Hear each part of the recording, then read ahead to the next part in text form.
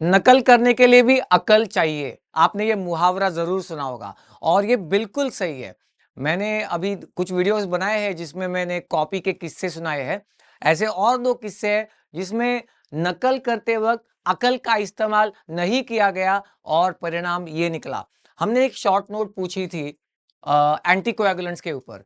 अब एक commonly known anticoagulant है EDTA, ethylene diamine tetra acetate tetraacetic acid.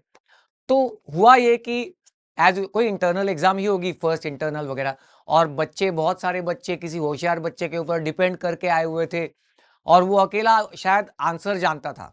अब वो थोड़ा दूर बैठा था और दूसरे बच्चे को वो आंसर ये बताना चाह रहा था, शायद एमसीक्यू शॉर्ट नोट या जो होगा वो कन्वे करना चाह रहा था, ये टीटीए ये टीटीए करके ये कन्वे करना चाह रहा था।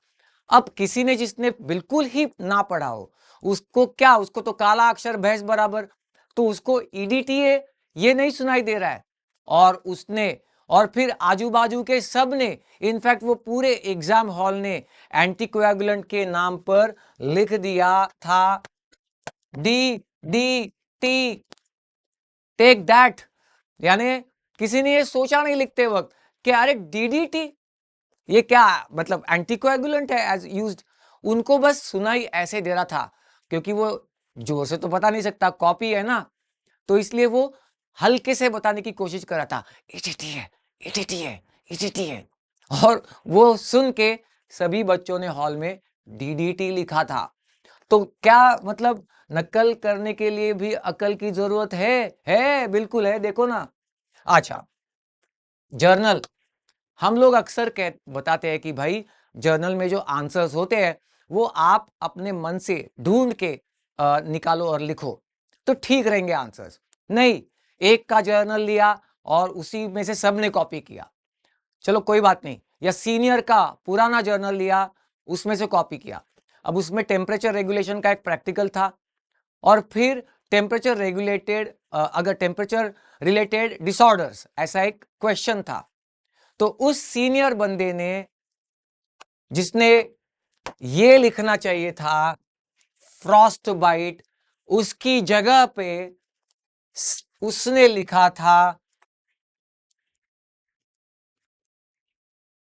टेक दैट फ्रॉग बाइट, क्योंकि उसने भी शायद दिमाग नहीं लगाया लिखते वक्त। और फिर उसके जर्नल से जो जो भी लोग कॉपी कर रहे थे उन सब ने फ्रॉस्ट बाइट की जगह पे फ्रॉग बाइट लिखा था।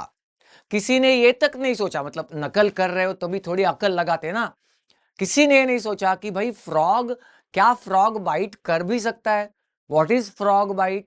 नहीं, सभी ने कॉपी करके, एक का कॉपी करके इस तरीके की फनी सिचुएशंस को जन्म दिया। हमारे लिए भी थोड़ा सा मेडिकल का लाइफ थोड़ा इजी हो जाता है when we see such things happening around us.